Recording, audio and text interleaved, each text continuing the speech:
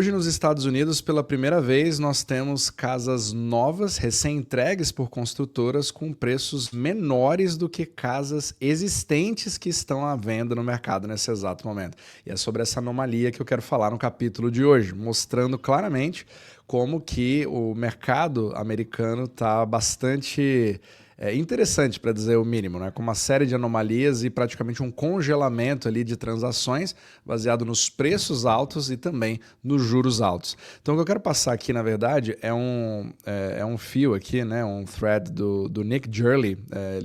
Recomendo bastante, se você quiser entender um pouco dos movimentos, né, nos vários estados americanos, e aqui ele mostra como a anomalia do que nós estamos vivendo agora. Então esse aqui é o preço mediano, né, das residências nos Estados Unidos, e você vê aqui um cruzamento onde esse em amarelo, as casas existentes, ficou uma média de $435 mil, né, ou seja, a média ali de todas as residências, e as casas novas, aquelas que vêm da construtora, estão ali em uma queda, né, desde a pandemia, e agora cruzaram e ficou com 402 mil.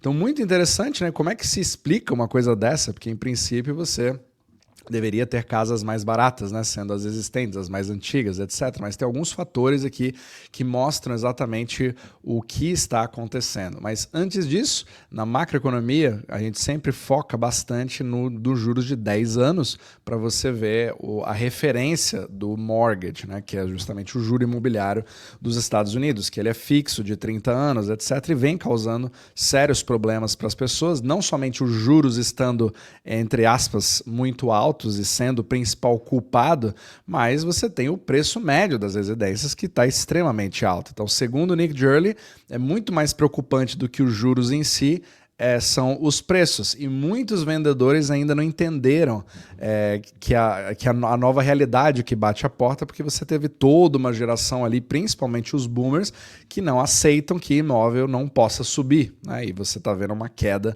acontecendo em alguns estados. Inclusive, eu falei sobre esse assunto no meu Substack, né? Um dos artigos que eu fiz recentemente, mostrando, né, como que os preços acabaram subindo bastante, estando no que se chama aqui de bolha de 2025, né, indo ali para o que nós temos agora, e também com estados como a Flórida, o Texas, são ali hoje, está sendo o epicentro de um movimento criando ali a situação contrária. Então, se você quiser ver artigos exclusivos, com vídeos exclusivos também, com toda essa tensão, né, que a gente vê em 2025 e tanta incerteza nesses mercados, além de aprender sobre macroeconomia, eu estou compartilhando o meu próprio portfólio que eu criei aqui, o portfólio OmniMacro, e aí você pode acompanhar todas as mudanças que eu tenho nesse portfólio, e os membros podem ter acesso a isso aqui no link da descrição abaixo. Então, vamos entrar aqui na análise feita pelo Nick Gurley. Vamos entender por que de fato, essas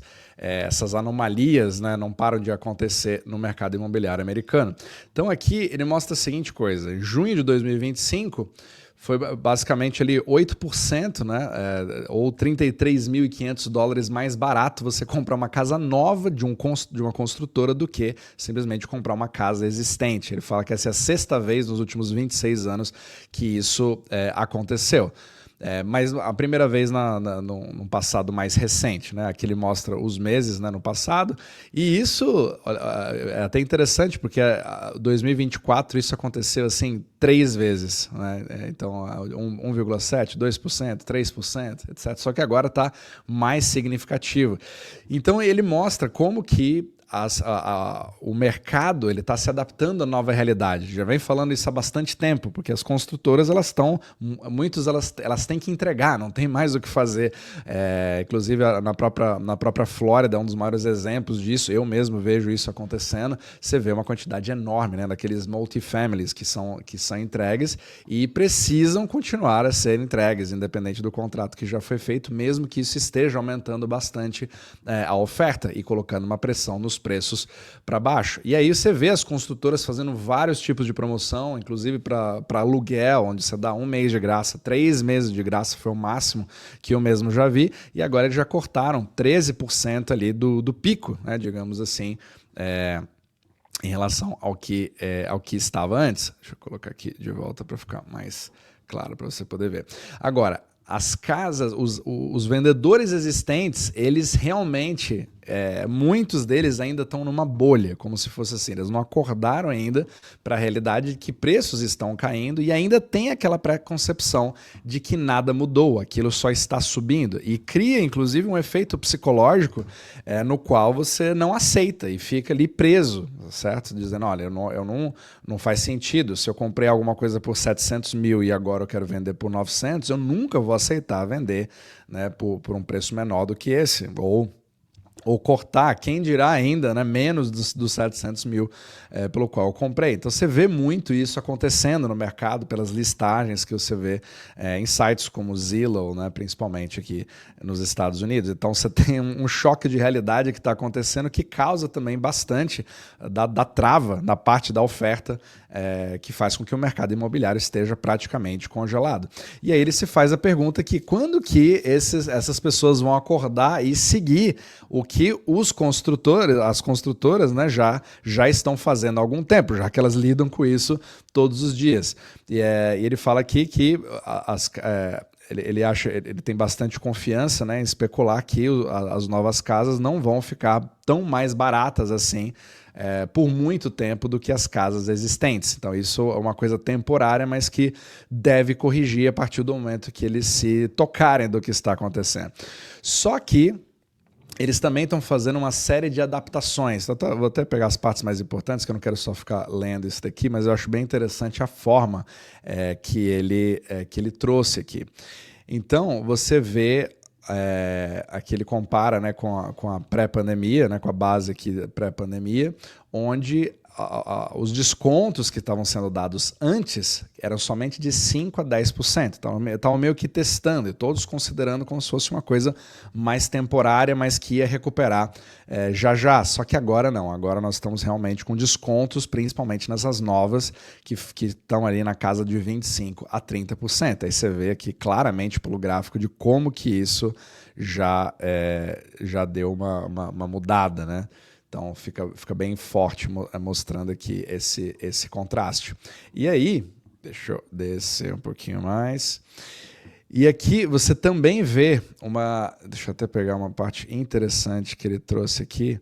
Ele mostra também em relação ao próprio tamanho das unidades. Então, várias construtoras também estão fazendo a adaptação das próprias plantas para ter ali unidades menores do que você tinha antes e fazendo uma série de adaptações, uma série de promoções para tentar trazer isso novamente para baixo. E aqui eu não sou o especialista desse mercado, né? Meu foco é macroeconomia, só que por que eu estou trazendo isso? Isso é muito importante de você entender justamente pela grande expectativa que se cria em cima dessa taxa de juros, inclusive como sendo a grande salvadora do mercado, né? O que vai resolver todas as questões e que uma vez o Fed fazendo os famosos cortes de juros, isso vai criar um grande alívio aqui nos juros de 10 anos. Então, talvez um dos grandes mitos, né? E você vê isso, inclusive, em compradores, pessoas que até que eu conheço pessoalmente, que tem a seguinte estratégia, de falar a seguinte coisa: eu comprei a minha casa, já financei porque eu precisava morar, estou com um mortgage acima do que eu gostaria, mas porque eu tinha essa necessidade, e agora estou esperando o Fed cortar os juros para que eu possa refinanciar a minha própria casa com juros mais baixos. Mas dá uma olhada no tipo de risco que você acaba inferindo, achando que o Fed tem o controle da curva de 10 anos. E mesmo que a curva mesmo que os juros de 10 anos passem a cair significativamente, a estrutura do mortgage não é simplesmente automática. Você tem uma série de outras coisas que fazem com que os juros de um determinado mortgage que você tem acesso seja mais barato do que antes. Envolve você, envolve a região, envolve todos os tipos de bonds, né? Existem fatias.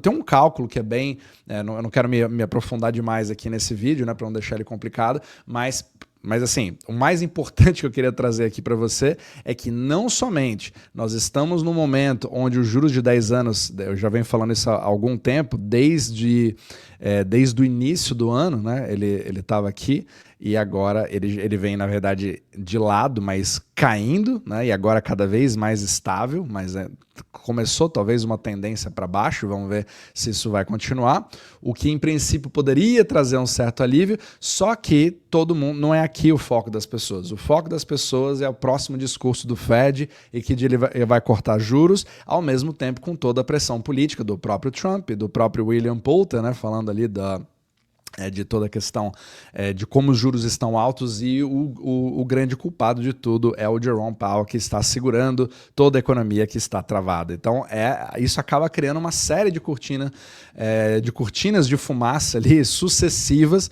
dando uma autoridade que o Fed não tem para justamente controlar essa parte da curva, sendo que não é o que eles de fato controlam, né? Se você olha aqui a curva de juros, que eu adoro mostrar aqui nesse podcast para você gravar, né? Gravar o formato dela, o Fed nem na curva está, ele está aqui na esquerda e os juros de 10 anos estão aqui no meio. Então o máximo que o Fed pode ter mais controle é sobre essa parte aqui bem curta da curva, né? E o RRP, mas não no de 10 anos. Às vezes você tem o efeito contrário, que eu já falei algumas vezes, já aconteceu o contrário. Isso aqui, o juro de 10 anos, ele tem muito mais a ver com o sistema eurodólar, os dólares fora dos Estados Unidos, a busca por colateral, onde o juro de 10 anos também é usado como colateral por instituições bancárias, né, e busca por segurança e liquidez, mas ao mesmo tempo as expectativas de inflação. Então é muito mais voltado para o mercado e principalmente fora dos Estados Unidos do que necessariamente